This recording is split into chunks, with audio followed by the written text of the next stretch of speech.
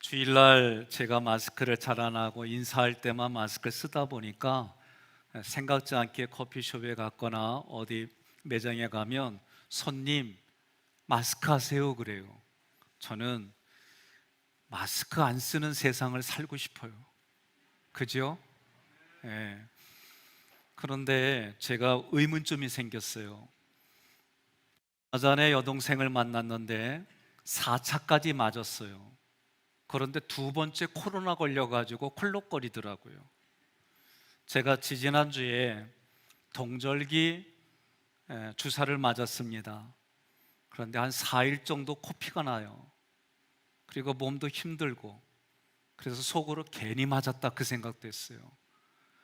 여기저기서 이런저런 소리 듣다 보니까 불편해요. 그런데 이런 생각을 해봤습니다. 제가 맞으려고 했던 거는 생활하는데 제약이 생기기 때문에 할 수 없이 저는 맞았어요. 그런데 맞았는데도 코로나 걸리는 분들이 많아요. 또 돌아가신 분들도 많고, 아직 숫자는 비교해 보진 않았지만 독감이 전 세계를 휩쓸 때도 많은 분들이 돌아가셨어요. 아직은 그 숫자에는 못 미치나 봐요. 그래서 우리 장로님들이 몇 분이 지난주까지 못 나오신 분들이 있어요. 왜? 코로나 걸리셔가지고. 근데 제가 전화해서 첫 마디가 뭐라 했냐면, 걸리고 나니까 편하시죠? 그랬어요. 예? 걸리고 나니까 마음은 편하대요. 언제 걸릴까봐 힘들어하고 언제 걸릴까봐 조심하던 마음은 걸리고 나니까 편하더래. 그래서 제가 오래전에 이왕 다 걸리십시오. 그러나 큰 생명에 큰 위험이 없이 걸리면은 항원항체가 생겨서 또 그 병균이 들어오면 이기게 되어 있습니다. 이게 우리 몸에 면역력이 있어서 하나님이 그렇게 만들어진 몸들이에요. 그런데 지금은 이런 여러 가지 것들이 깨어지는 그런 세상에 살아요. 그래도 저는 걸리신 분들은 너무 심하게 걸리지 않고 조금 걸렸는지 말았는지 아리까리 하다가 건강해지게 회복됐으면 좋겠어요. 그래서 빨리 마스크를 벗고 그렇게 살아갔으면 얼마나 좋을까. 지금 오늘 여러분들이 앉아있는 모습 보니까 처음에 예배를 못 드리게 하고, 그리고 두 사람씩 앉게 하고, 조금 좋아져서 세 사람씩 앉게 하고, 지금은 코로나 걸리기 전에 모습처럼 마스크만 쓸 뿐이지 지금 빼곡히 앉아 있잖아요. 생각이 어떻게 됐어요? 많이 지금 이제는 무뎌졌어요. 내가 어디에 익숙해져 있느냐에 따라 달라요. 그러면 내 생각의 감정, 내 마음의 생각과 감정, 이 기준 때문에 우리는 그 기준을 가지고 살아가는 거예요. 그런데 진짜 몇 개월 전만 해도, 몇 년 전만 해도 사람들이 모이는 곳 모이기만 하면 그랬어요. 근데 지금은 이제는 당연하게 생각하고, 그리고 이제는 이것 때문에 그렇게 이런 것들이 많이 사라졌어요. 오늘 저는 내년도에 우리가 무엇으로 해야 될까? 새벽에 하나님이 도우신단 말이에요. 이 구절 가지고 고민을 많이 했어요. 그러면 새벽에도 오시니까 새벽 기도 잘해야지, 여기까지들을 여러분들이 결단하셨을 거예요. 안 했어도 아멘 하시오. 예? 그러면 이 새벽이 우리가 말하는 그런 새벽일까? 오늘 성경의 말씀을 가지고 제가 구속사로 우리 교회에 와서 구속사로 계속 설교하다가 작년도부터 제가 이제 문법을 가지고 그 단어와 구절의 어근까지, 그리고 기준, 개념이 무엇인가 찾아내서 설교하고 여기까지 왔어요. 이 새벽이라고 하는 단어는 히브리어로 보케르라는 단어예요. 따라해 봅시다. 보케르. 그래서 이 단어가 우리 개역개정에는 새벽, 아침 이렇게 두 단어로 해석이 됐어요. 출애굽기 14장 24절, 열왕기상 3장 21절 연이어서 함께 봉독하겠습니다. 새벽에 여호와께서 불과 구름 기둥 가운데서 애국 군대를 보시고 애국 군대를 어지럽게 하시며. 아멘. 이 새벽이란 단어는 어둠의 시간이 끝나가는 무렵, 어둠의 시간에서 빛을 주시는 하나님, 그 하나님을 나는 그 시간에 찾는다. 이게 보케르라는 단어의 뜻이에요. 그러니 새벽에 또는 아침에, 이거는 시간적으로 오후 12시까지 이거를 얘기하는 게 아니에요.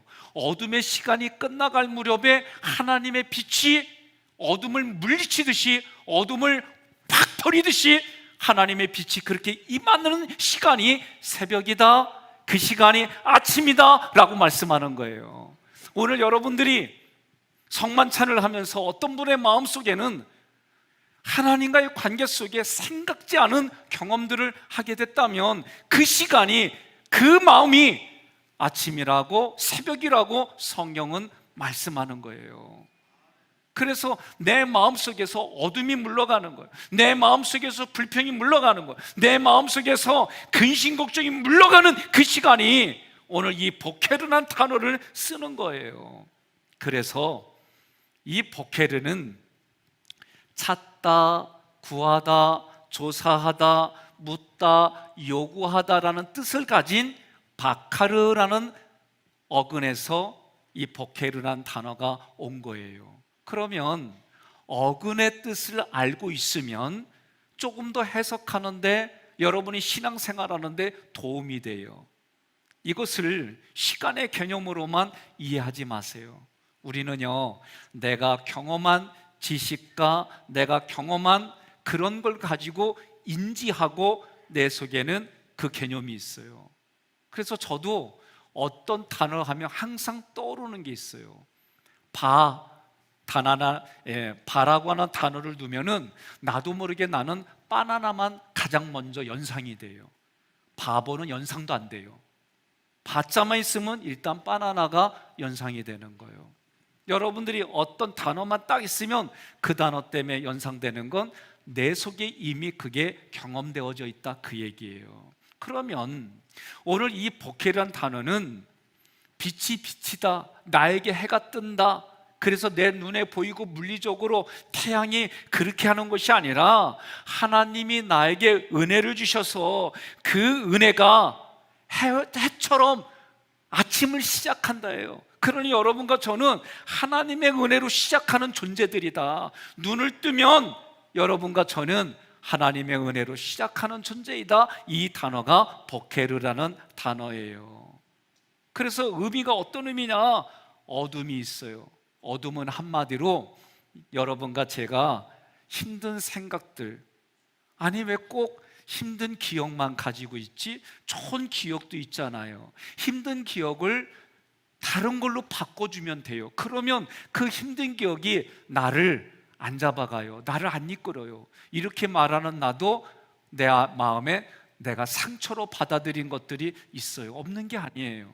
그런데 그거를 내가 의도적으로, 오늘 보케르 이 단어는 어둠이 물러가고 빛을 주는, 그러면 어둠이 물러가는 게 언제냐? 하나님이 빛을 주시면 어둠을 물러가는 거예요. 아까 우리가 예배 드리기 전에 불을 끄니까 뒤쪽은 어두워졌어요. 밝아지는 건 뭐예요? 켜지는 거예요. 한번 다 꺼봐요.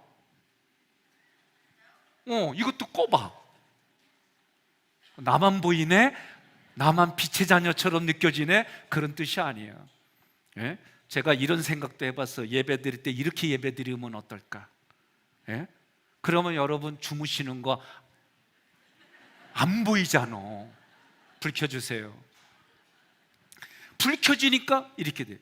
그러니까 여러분 시간 개념으로 보지 마시고 내가 의지를 가지고 결단하는 시간이 보케르예요.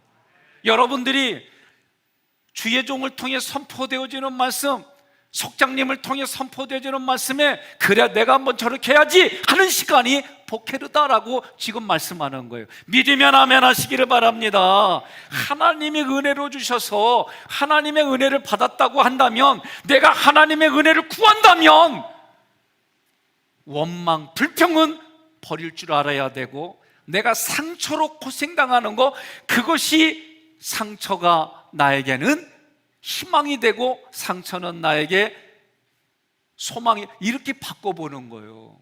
제가 2차 주사까지 맞고 코로나 걸렸어요. 코로나 걸려서 집에서 애들이 없을 때만 살짝 나오고, 애들 화장실 다 그러면 나 얼른 방에 들어가 이랬거든요. 그 의미 없어요.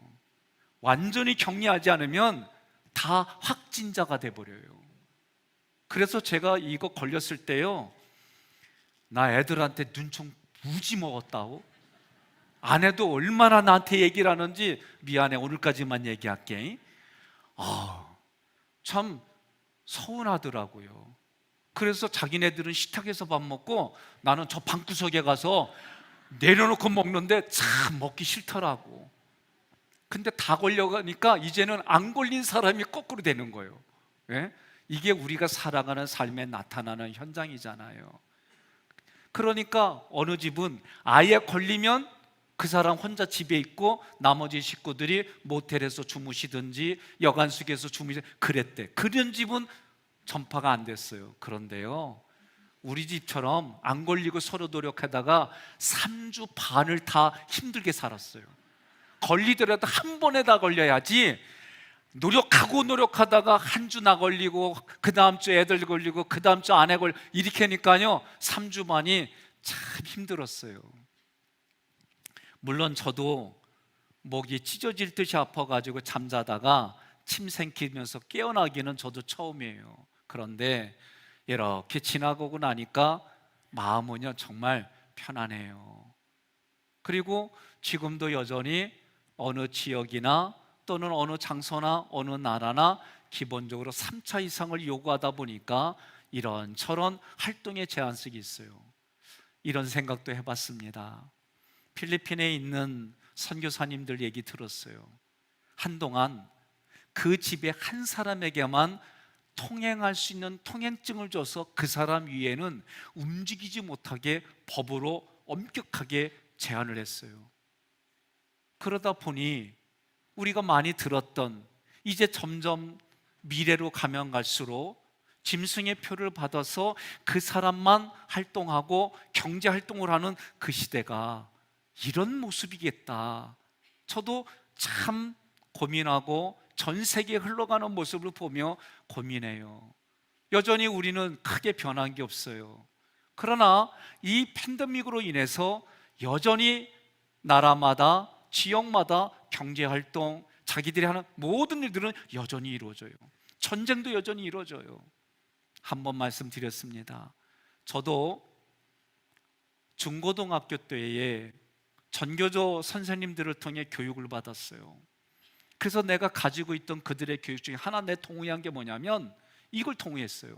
전쟁으로 쓰는 그 전쟁 비용 대신에 복지 쪽으로 바꿔주면은 얼마나 우리가 아름답고 희망차게 살까.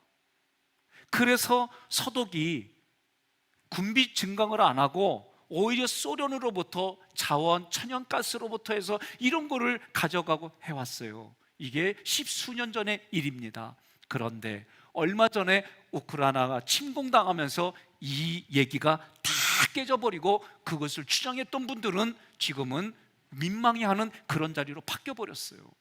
오늘 저는 우리나라의 교육이 바른 것을 이야기하고 미래의 희망을 가지고 그 어린아이들이 성장하고 교육을 받아서 성인이 됐을 때에 그 나라가 살기 좋은 나라가 됐으면 얼마나 좋을까. 많은 고민들을 해봐요. 점점 학교에서도 선생님들은 노동자로 바뀌어가고 이제는 내가 돈 준 만큼 서비스를 받으려고 하는 이런 사고들이 우리나라에도 팽배져 가요.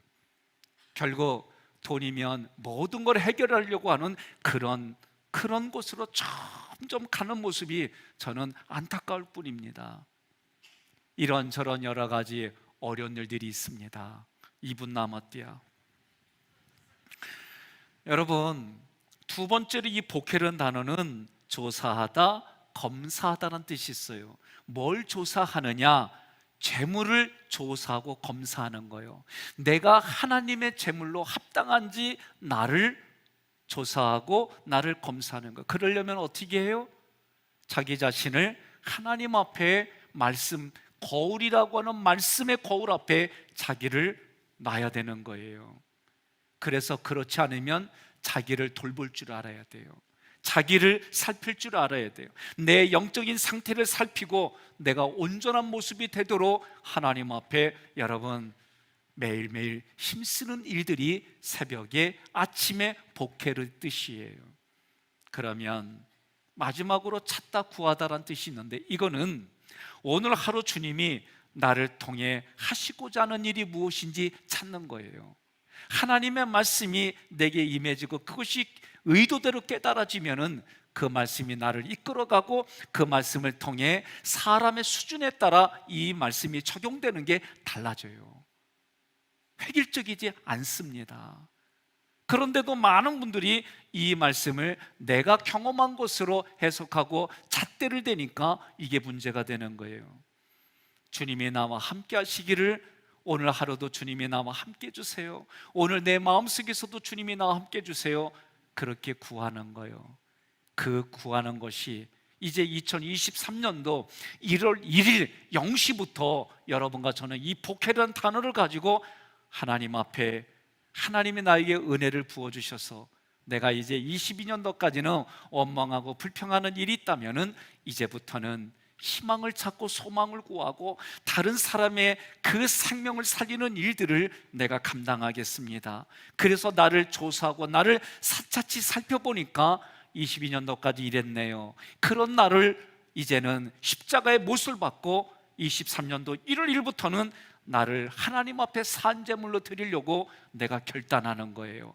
그리고 그렇지 않다면 나의 영적인 상태를 살피고 돌봐서 하나님이 나를 쓰시도록 나를 만들어가고 나를 만들어 가시는 하나님 앞에 순종하며 나아가는 2023년도 1월 1일 첫 시간이 되기를 주님의 이름으로 권면하며 축복합니다.